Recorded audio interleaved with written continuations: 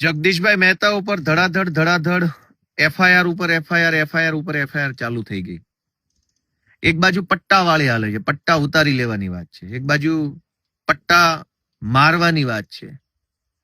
આ બધાની વચ્ચે મારે તમને બે શબ્દો કહેવા છે, પણ એ પહેલા હું મારી તબિયતના સમાચાર આપી દઉં. ધીમે ધીમે સારું થતું આવે છે, ઘણું સારું થઈ ગયું છે.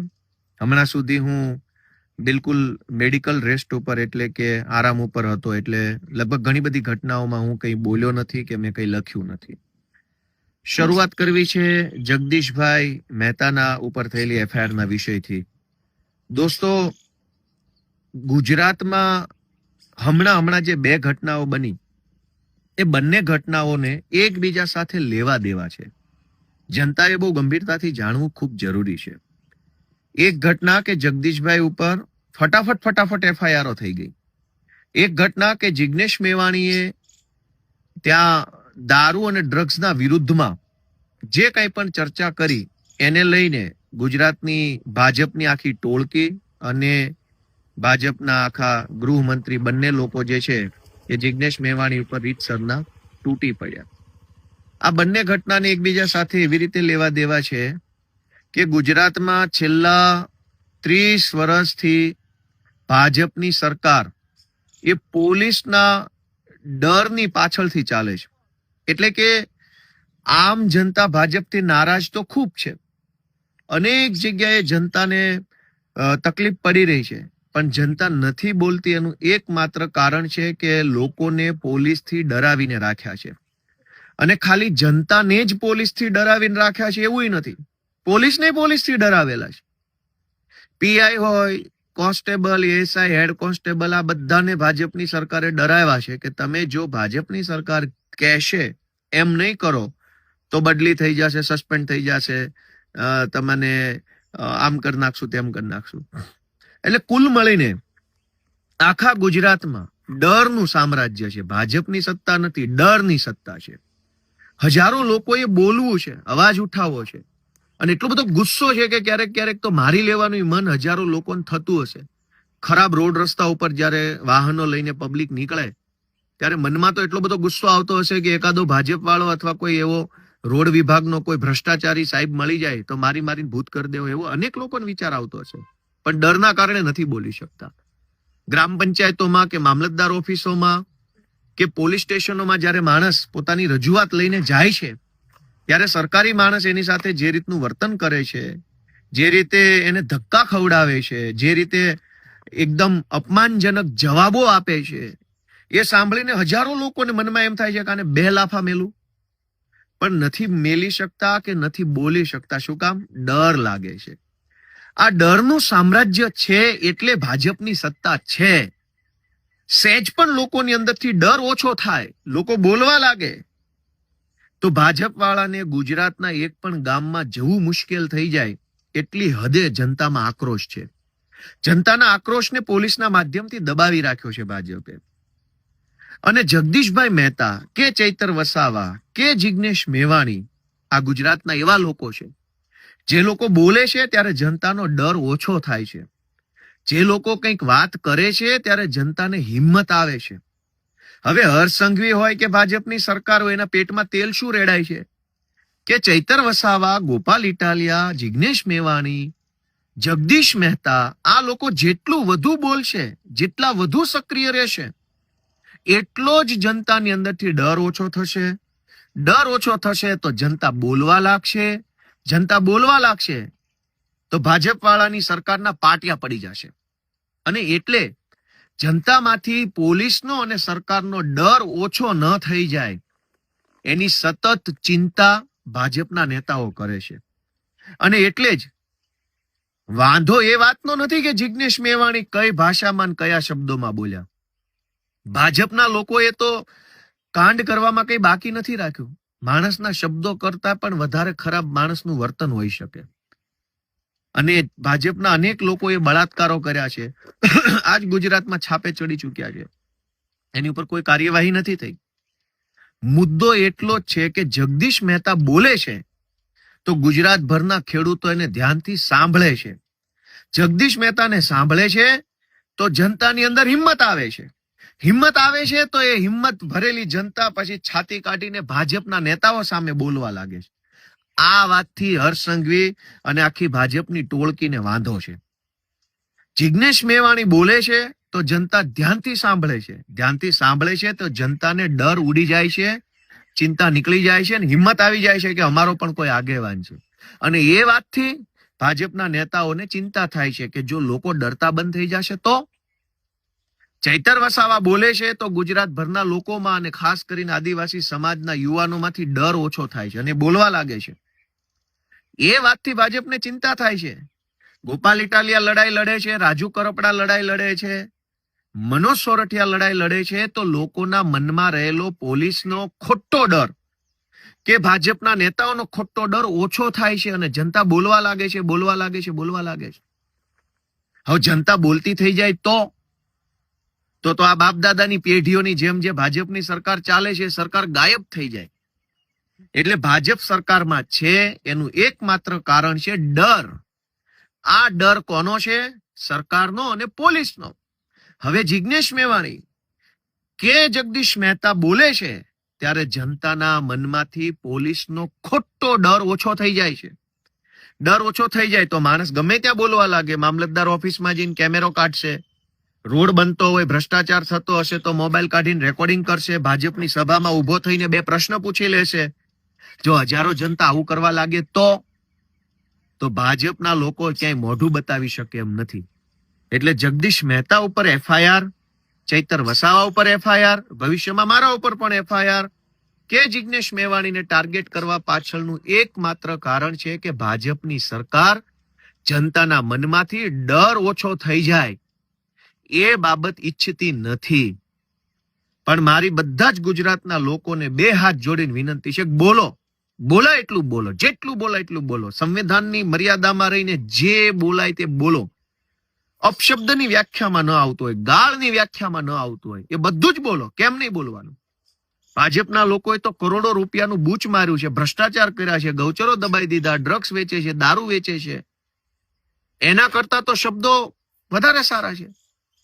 ગુજરાતભરની જનતાને હું તો વિનંતી કરું છું, કેટલું ડરશો અને શું કામ ડરશો? ડરીને શું મળવાનું છે? બહુ ડરવાથી શું મળશે? ડરનો જાજુ ડરો તો જાજો ડર મળે. એક વખત કાળજુ મજબૂત કરીને બોલો, જા થાઈ કરી લેજે, નથી ડરતો તારાથી, તો શું કરી લેશે સરકાર? હજારો કરોડો લોકો તો કશું જ ખોટું કામ જીવનમાં કરતા નથી. કરોડો લોકો મજૂરી કરે છે, શ્રમ કરે છે, આ જાત મહેનતથી જિંદગી જીવે છે. તો પછી ભાજપથી કે ખોટી રીતે પોલીસથી ડરવાની ક્યાં જરૂર છે? છતાંય લોકોને ડરાવવામાં આવે છે કે તમે બોલશો તો આમ થઈ જશે. હું હજારો યુવાનોને વિનંતી કરું છું, ડર છોડી દો, બોલવા લાગો. સરદાર પટેલ, પૂજ્ય ગાંધી બાપુ, ભગતસિંહ, આ બધા મહાપુરુષો જયારે આપણા દેશમાં હતા ત્યારે એમણે પણ આ જ કામ કરેલું. લોકોના મનમાંથી અંગ્રેજોનો ડર કાઢવાનું કામ કરેલું. કેમ કે અંગ્રેજો કરતા ભારત દેશના લોકોની સંખ્યા વધુ હતી. અંગ્રેજો તો કઈ 2-5 હજાર અંગ્રેજો નતા આખા ભારત દેશમાં. ભારત દેશની વસ્તી તો એ જમાનામાં 10-12 કરોડ લોકોની હતી. 10-12 કરોડ લોકો ઉપર 2-5 હજાર લોકોનું શાસન હતું. કોઈક અંગ્રેજો કઈ 5-10 લાખની સંખ્યામાં અંગ્રેજો નહોતા ભારતમાં. બહુ જૂજ સંખ્યામાં અંગ્રેજો હતા. પણ અંગ્રેજોએ ડર એવો ફેલાયો હતો કે તમે કંઈક કરશો તો અંગ્રેજ આમ કરી નાખશે, તમે કંઈક કરશો તો અંગ્રેજ આમ કરી નાખશે. આજ ગુજરાતની આમ જનતાની જનસંખ્યા 7 કરોડ છે અને અંગ્રેજોના સીધી લીટીના વારસદાર જેવા ભાજપના નેતાઓની સંખ્યા હશે 5,000. 5,000 નેતાઓથી 7 કરોડ લોકો ડરીને બેઠા છે. તો હું તમારો આત્મા જગાડવા આવ્યો છું, તમને વિનંતી કરવા આવ્યો છું કે લલકાર ફેંકો, થાઈ કરી લેજે. શું કરી લઈશ તું મારું? ડર છોડો, કાઢો મોબાઈલ ને ઉતારો વિડીયો. જ્યાં જાઓ, જ્યાં ખોટું થાય ત્યાં વિડીયો ઉતારો. કેટલા લોકોને પકડશે, કેટલાને જેલમાં નાખશે, કેટલાને ફાંસીએ ચડાવશે? કોઈ આપણે કઈ ખોટું કામ નથી કરતા. જગદીશ મહેતા ઉપર ધડાધડ FIR થવા લાગી. જિગ્નેશ મેવાણીએ કીધું કે ભ્રષ્ટાચાર કરનારાઓના પટ્ટા ઉતરી જશે, તો હર્ષ સંઘવીના પેટમાં તેલ રેડાયું. આ પટ્ટા અને જગદીશભાઈ મહેતા અને જિગ્નેશ મેવાણીની વાતમાં એક સમાનતા છે કે સામાન્ય માણસ, ગુંડાઓ, વ્યાજ માફિયાઓ વિરુદ્ધ FIR લખાવા જાય, દારૂની ફરિયાદ લખાવા જાય, કોઈ એક્સિડન્ટ થઈ ગયો એની ફરિયાદ લખાવા જાય, સામાન્ય માણસ પોલીસ સ્ટેશન જાય તો એની FIR લખવામાં નથી આવતી.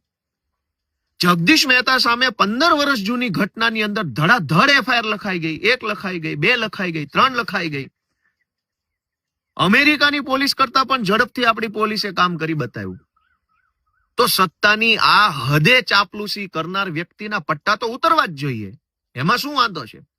સામાન્ય માણસ વ્યાજ માફિયા વિરુદ્ધ કે ગામના માથાભારે માણસ વિરુદ્ધ કે ખનીજ માફિયા વિરુદ્ધ એફઆઈઆર નથી કરાવી શકતો.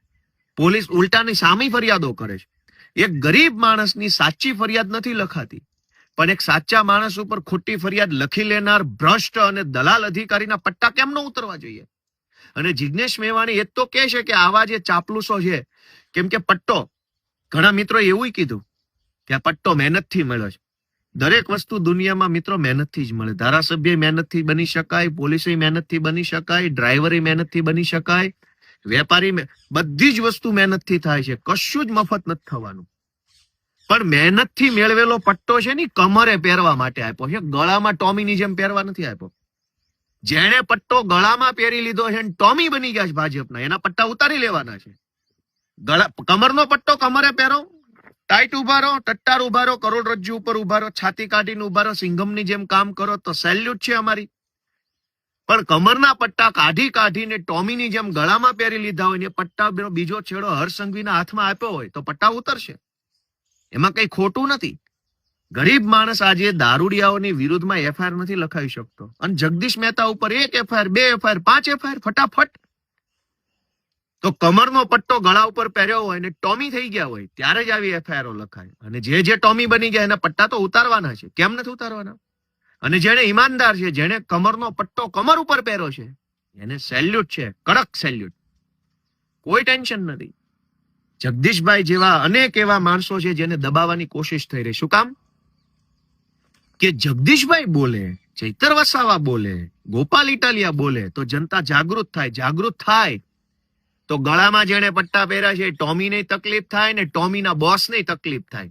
કેમ કે એક ટોમી છે જેને ગળામાં પટ્ટો પહેરી લીધો છે, અને એક ટોમીનો શેઠ છે. ટોમી જાઓ ગોપાલ ઇટાલિયન જેલમાં પૂર દે, ટોમી રાજુ કરપડા ઉપર એફઆઈઆર કરી દો, ટોમી જગદીશ મહેતાને જેલમાં પૂરી દો. તો તમામ ટોમીને વિનંતી છે કે કમરના પટ્ટા ગળે પહેર્યા છે ને એનું 2 પરિણામ આવશે. યા તો આ પટ્ટો તમારું ગળું દબાઈ દેશે, કેમ કે જેના હાથમાં આ પટ્ટો તમે સોંપ્યો છે ને ગળામાં પહેરેલો, એ કોઈ સારા માણસો નથી. અનેક ભૂતકાળમાં અધિકારીઓના ભોગ લઈને બેઠેલા ચોર લોકો છે.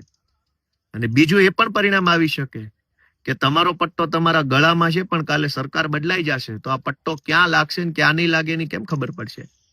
એટલે જે ચોર છે, જે ભ્રષ્ટ છે, જે ગુજરાતને લૂંટે છે, જેને કમરમાં પહેરવાના પટ્ટા ગળામાં પહેર્યા છે, ટોમી થઈ ગયા છે, એના પટ્ટા ઉતારવાના જ છે.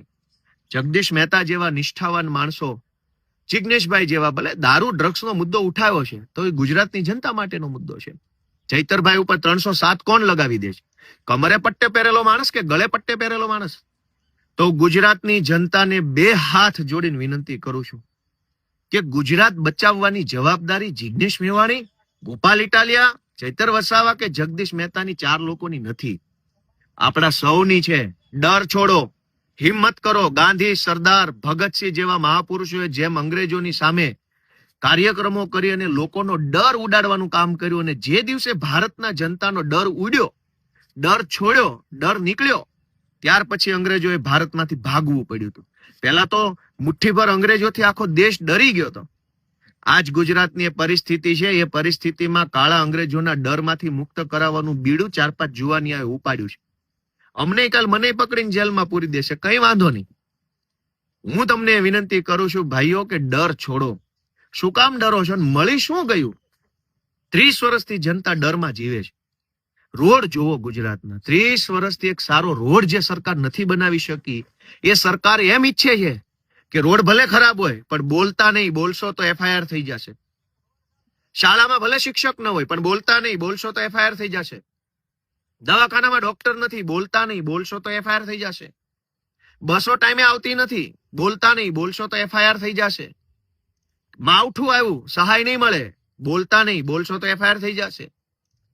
દરેક જગ્યાએ પબ્લિકનું જીવન છે એ સાવ આમ એકદમ ખરાબ રીતે જીવવા આપણે મજબૂર બન્યા છીએ, છતાંય બોલવું નથી. કમસે કમ જેલમાં જશું તો વટથી તો જઈ શકશું, એફઆઈઆર થશે તો કહી શકશું કે ભાઈ સારા કામની એફઆઈઆર થઈ. રોડ સારા નહીં, દવાખાના નહીં, શાળા નહીં, બસ નહીં, પંચાયતમાં તલાટી નહીં, ઓફિસમાં મામલતદાર નહીં, પોલીસ સ્ટેશનમાં ફરિયાદ લખાય નહીં, ક્યાંય આપણું કઈ છે જ નહીં, તો હવે કઈ વાતનો ડર છે? દોસ્તો, ડર છોડો, હિંમત કરો. જ્યાં ખોટું થાય, જ્યાં કઈ ભાજપ વાળા દાદાગીરી કરે, મોબાઈલના કેમેરાથી વિડીયો ઉતારો. કેટલા લોકોને પકડશે, કેટલાને જેલમાં પૂરશે? મારો ખુલ્લો ટેકો જગદીશભાઈ મહેતાને છે. હું બીમાર હતો એટલે બોલ્યો નતો. જિગ્નેશભાઈને ટેકો છે. ગુજરાતની જનતાનો ડર ઓછો કરવા માટે જે યોદ્ધાઓ નીકળ્યા છે બધાને ગોપાલ ઇટાલિયાનો ખુલ્લેઆમ ટેકો છે. ગુજરાતની જનતાને ભાજપે પોલીસના માધ્યમથી ડરાવી છે. આ ડર ઉડી ન જાય એટલા માટે નવો ડર ફેલાવે છે. અને ડર જનતા ઉપર નથી, પોલીસને ડરાવી દીધી. નાના કોન્સ્ટેબલો, હેડ કોન્સ્ટેબલો, એએસઆઈ, પીએસઆઈ ને ડરાવવામાં આવ્યા છે કે ભાજપ વાળા કહેશે એમ નહીં કરો તો ટ્રાન્સફર થઈ જશે, સસ્પેન્ડ થઈ જશો, આમ થઈ જશે, તેમ થઈ જાય. દોસ્તો, આ ડરનું સામ્રાજ્ય ખતમ કરવા માટેની મશાલ જગદીશ મહેતા, ચૈતર વસાવા, જિગ્નેશ મેવાણી, ગોપાલ ઇટાલિયા, રાજુ કરપડાએ મશાલ ઉઠાવી છે. આ મશાલનું અજવાળું વધે એના માટે તમારા સહયોગની જરૂર છે. જય જય ગરવી ગુજરાત.